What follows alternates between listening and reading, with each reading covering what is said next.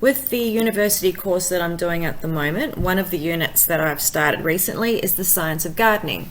So it is basically so far an introduction to botany, and it's going through mind-spinning amounts of terminologies and things like that. And I was really grateful to see that they broke down for a simpleton like me how to pronounce Latin names. Sometimes I feel a bit stupid because I'm not going to all the time go into Google and go, how to pronounce this. And when you're in a nursery and you're trying to talk to someone and you're talking about the Latin name, it can be a little bit daunting to say the Latin name. So here's a trick as to how to sort of read the Latin name and how to pronounce it accordingly. Okay, so here's the little rule.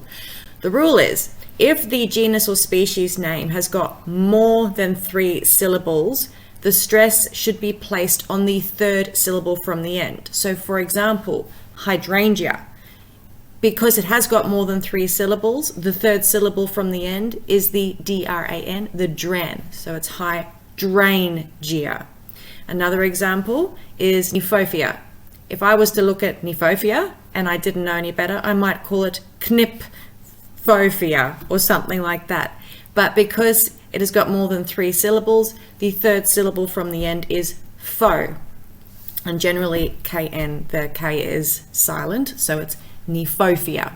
It's the same when you see a Latin name which is PT, you don't say the P. For example, Telotus, which might look like it should be pronounced as Ptelotus, it's Telotus. An example of a name that has got 2 or 3 syllables, and this is where the rule is, if it's got 2 or 3 syllables, the stress is placed on the 1st syllable.